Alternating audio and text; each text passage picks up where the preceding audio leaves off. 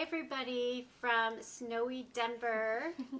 Thanks for joining me right now for Facebook Live. I welcome all of you who are returning and who have done this before, and I'm excited to dive into all your questions. But for those of you who are new, tuning in for the first time, just to give you an idea of what this is about, it's basically just a place for like minds to come together and talk about, spiritual questions that we all have. But I like the questions to be more universal in nature versus private, like questions about your personal life, because I'm not doing readings during this. So sometimes intuitive hits come to me during the process while I'm answering questions, and if that happens, I absolutely pass that along. But so please feel free during this to write in questions. We have a bunch of them that already came in that we're going to jump into right now. Oh, and I also want to just start off by saying this has been a crazy week. It was the new moon on Monday, right? And Mercury retrograde starts on the 31st. And on top of, I just think a lot of people are feeling a lot of things shifting and surfacing, but the new moon is all about new beginnings. And there's all this positive energy coming in for forward movement. Well, at the same time this week, we get good old Mercury retrograde that forces us to kind of rethink the past several weeks or months. So we have an opportunity to move forward with greater alignment and clarity and purpose and power. Okay, so we can maybe touch on more of that during the questions if that comes up, but let's start with... Starting with Trisha, and she was asking, can people still hear you as they're passing away?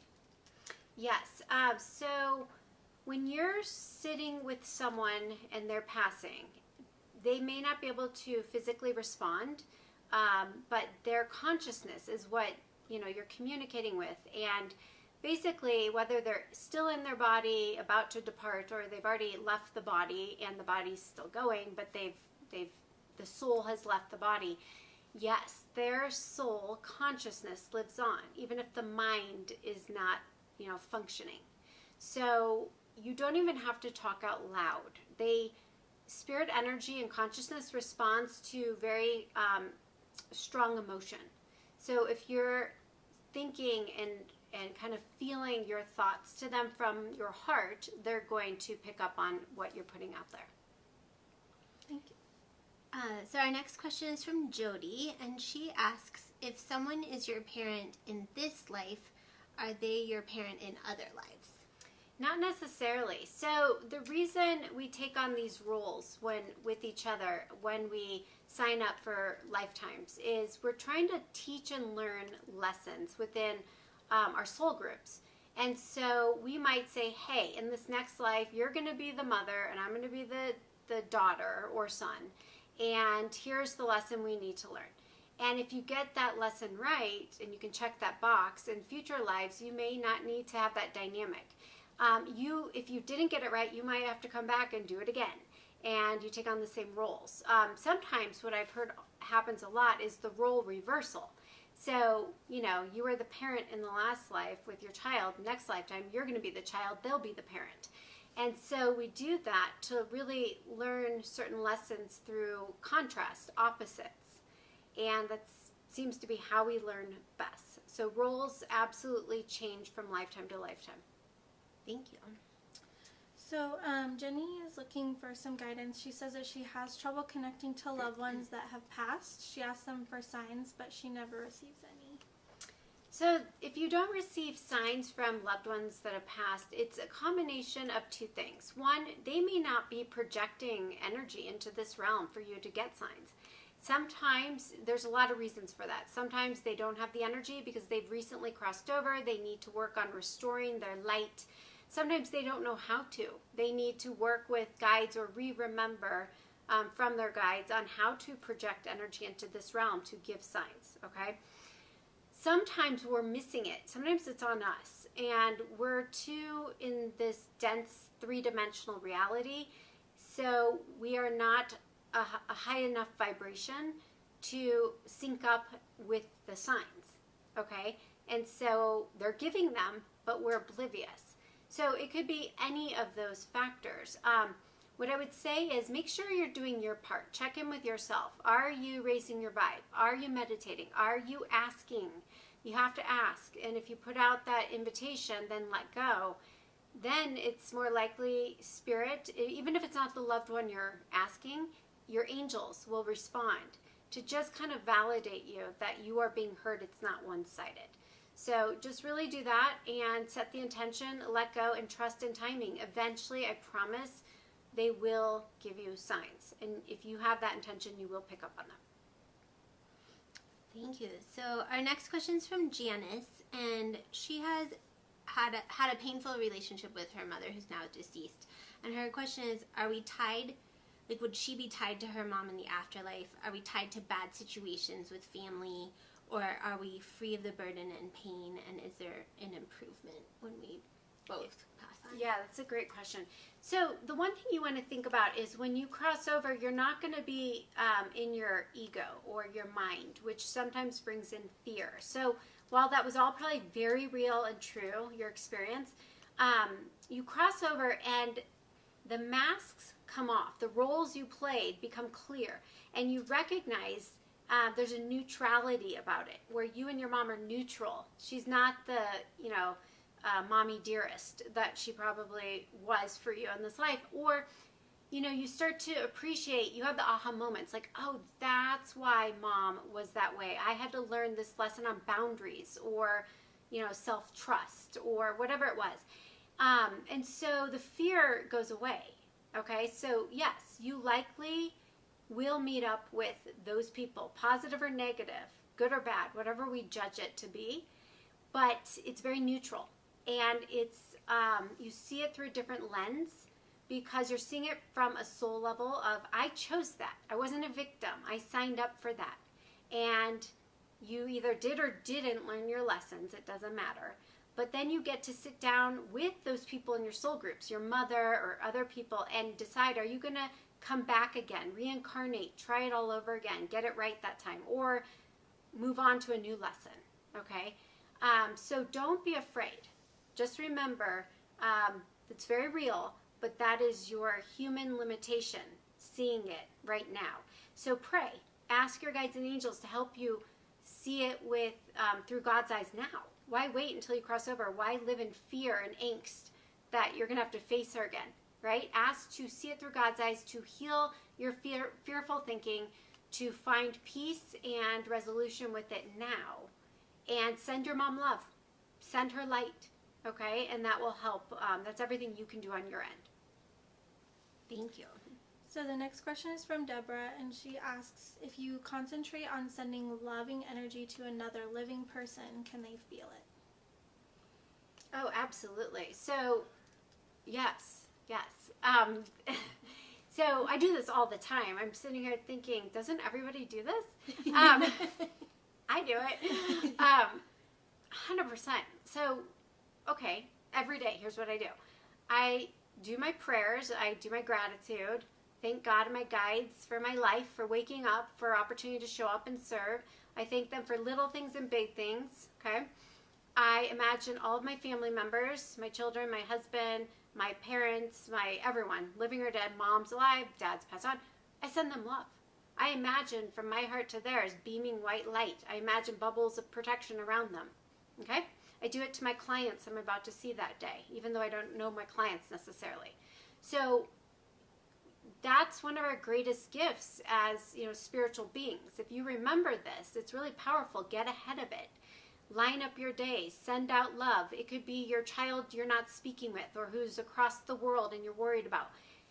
It works, okay? And usually the validation is you hear from that person, whether it's a text, an email, running into them, whatever it is. The universe will somehow validate that your intention to hook into their energy, it's felt and appreciated. And so I would encourage you to do that. Thank you. Thank you. So Rose first she says thank you. She loves your Facebook Live videos. Thank you. And then, so Rose's question is, what is your opinion on creating a reality such as manifesting a particular partner or career versus allowing things to unfold on their own? And with that, can the soul change trajectory once we choose? Yeah, okay, so it's a combination of both. You know, we sign up with a loose blueprint of what we want to have happen and lessons we need to learn in this lifetime and situations that are going to come to pass. And it's loose only because we have free will. So we're active co-creators in this dance of life. And what I would suggest is every day wake up with your what and why. What is it today you want to create? And what's your intention? What's your why? Okay? Second step would be prayer and meditation. Ask for divine intervention, guidance, and help, assistance from the other side in making that a reality. Meditate, line it up, visualize your future reality that you desire as if it's already happening, right? And feel that, really feel it, because the feeling is what you're after, and the feeling is what manifests it. And then let go, let God, surrender. This is where you give it up, you've done your part, you trust. This is where the other part of the co-creation comes in. That's source, universe, whatever you call it. It will bring it to you in the way and timing in which is right. Okay? Thank you. Thanks. Sarah has the next question, and she says that she understands that in our soul groups we play different roles in each other's lives and during different incarnations. But her question is, when our loved ones cross over, are they still in that role? So, for instance, if someone was your father, are they still in that role of father once they cross over? So in your relating to it, yes, because you've had many lifetimes, let's say with your father. Let's say he was your child in the previous lifetime and he was your grandmother in 3 lifetimes ago, right? But your mind can only relate to him from remembering in this lifetime he was your dad. So typically, yes, he's still showing up as your dad, but he's really everything. Like, he's your soulmate. So again, if it helps you to identify, like I do it with my dad, I still think of him as my dad. I call him my dad. I also know he's been my brother, he's been my best friend, he's been my child in other lifetimes from doing past life regression, right? But I relate to him as my dad. So it really doesn't matter. What matters is the soul connection and the fact that they're eternal and that you're going to see that loved one again. Thank you. Thanks. So Sarah is wondering, she is referencing a post where you wrote that countless spirits have assured you that our lives are meant to be joyful, beautiful, and heavenly. And you talked more about gratitude and resisting less. And so she's wondering if she's signed on for a hard walk in this lifetime. Is she failing if she can't find joy in everything? If we're having trouble finding gratitude and joy for the hard situations and the lessons maybe we're going through, like, right? Are we Okay, failing? no, you're not failing. You're not failing. The fact you even had the awareness to write this question and reach out for clarity and guidance and help is great. Mm-hmm. You're not failing. What you're doing is what most of us do, and you're viewing your situations.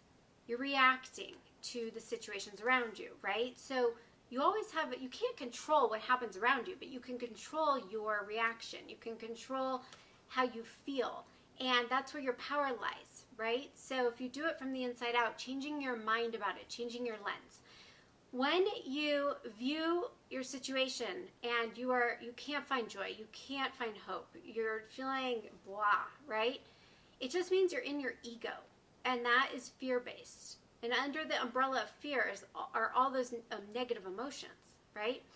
So you want to try and bypass your ego and get to your higher self.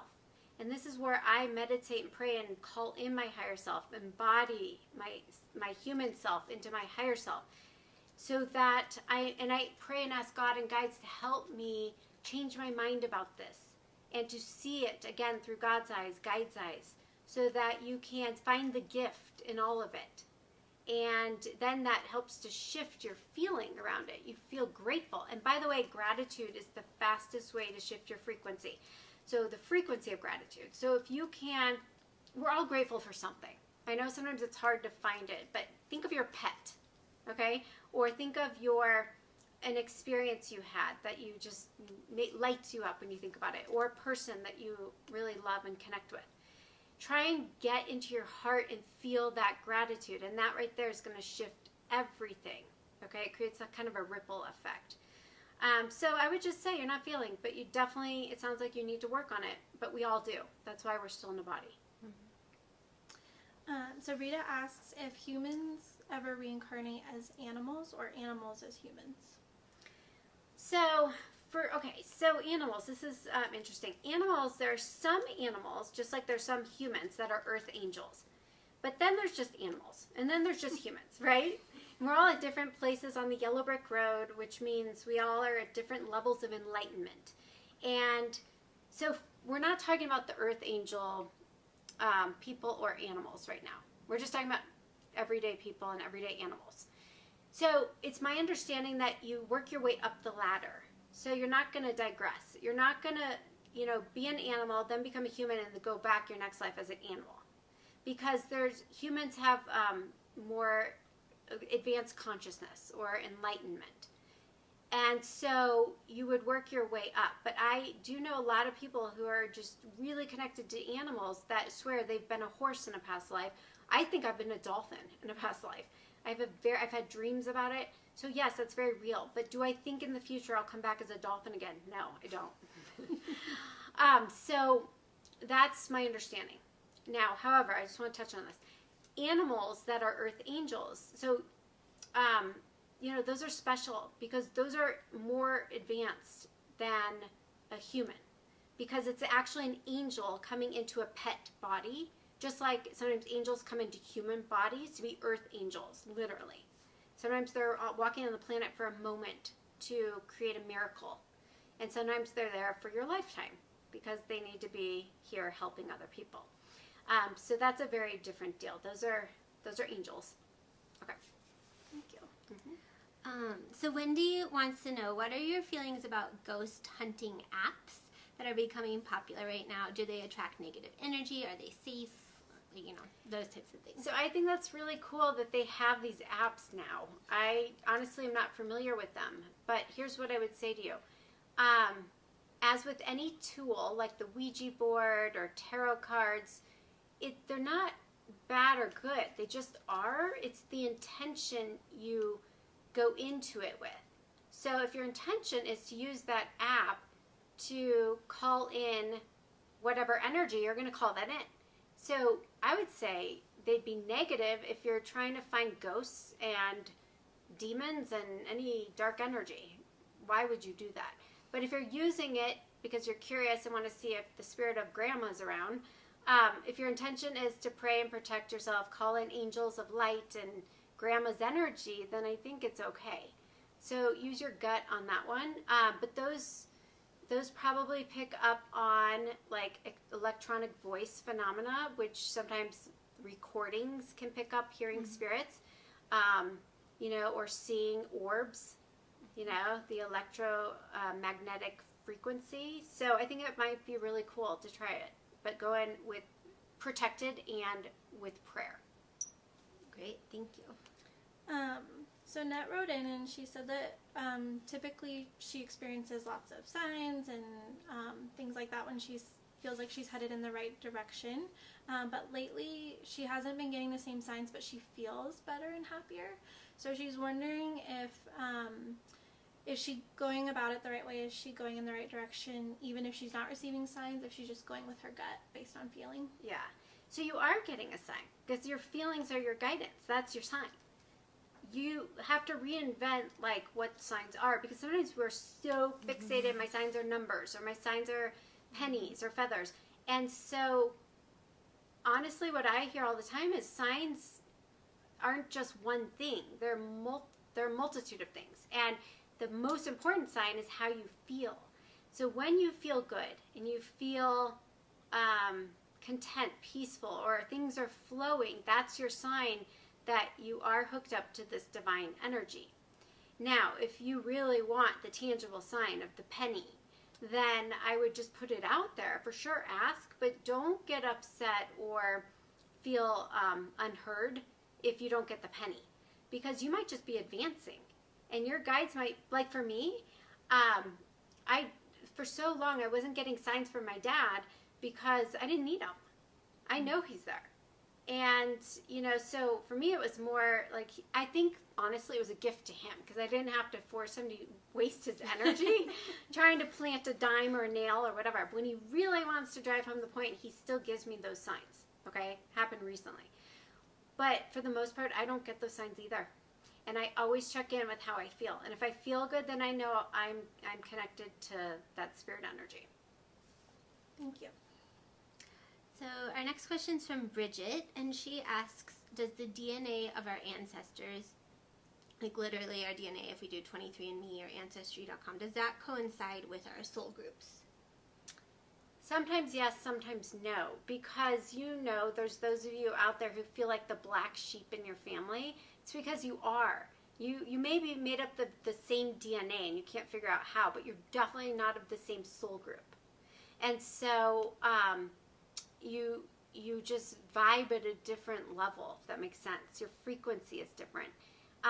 So you might share the same DNA because that's how the universe got you here. So I wouldn't, whether it's a positive or negative, I wouldn't worry too much about the DNA. Again, what's most important is energy, and that's not DNA. But that is what is the soul connection. So Bridget also wrote in and asks if it's maybe a bad sign or a warning or message from spirit if a bird flies into like a glass door or a window and dies. That's funny that you wrote that because I had a friend about a month ago text me because that happened like 3 times in 1 week for her or her friend.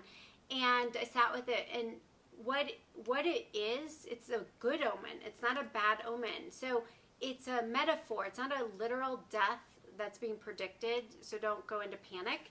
It's a metaphor for the death of an old something, whether it's a relationship or a job or a chapter in your life, and the rebirth, a new beginning. So think of it as out with the old and with the new. Letting go of ending, certain parts of your life and starting fresh on a blank slate with something new about to come in. So what Spirit showed me was it's just giving you a heads up for something, the struggle, the situation that has been difficult or challenging is about to release. So see it as offer gratitude. Thank you, thank you, thank you for, don't go into fear, go into faith. Like, thank you for whatever it is, and just acknowledge that, and you'll create that. Nice, thank you. So Heather is an energy healer, and she's starting to get more messages during her healing sessions. And when she shares them with her clients, she's realizing that some are deceased loved ones. So she's developing her mediumship abilities.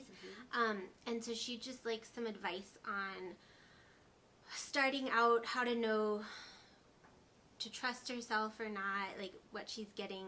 How do you know whether you trust it? Do you hear their voices in your own voice in your head? Like if you hear words, is it your voice? Mm-hmm. Kind of, she's read your books and she said they're really helpful, but any other advice you can give her? So practice, practice, practice. Honestly, it's just doing it is what's going to build your trust in it, that you're not making it up, and your muscle strengthens, so your receptivity becomes stronger and it becomes easier for Spirit to use you and communicate through you. It's interesting because I can really understand what you're saying. Recently, I meditated, and one of my brother's best friends, like a brother, recently died, and he and my dad came to me in the meditation. And just so you know, anytime I try and do readings for family or friends, it's very hard because I feel like it's hard to separate what just from being in relationship with them on a mind level to what really is Spirit's trying to bring through. So it's very tricky. But anyways, his friend came through and he said, hey, I was just with him when he went and did this memorial service with all his college friends. And I was there and mentioned, he kept showing me tomato juice, and then he kept showing me ketchup. Tomato juice, ketchup. I'm like, what are you trying to say? I don't know. Okay, I'll mention it. So I get on the phone with him and I said, hey, he really appreciates you doing this and loves you, and I was there with all you guys celebrating, and something about, I said tomato juice, Bloody Marys. Like I started like going into my head, ketchup. He goes, oh my God, the ketchup. And he explained that they were at breakfast and one of the guys went to shake ketchup onto his plate and it exploded. It was like the tiniest thing, but it was something to mark.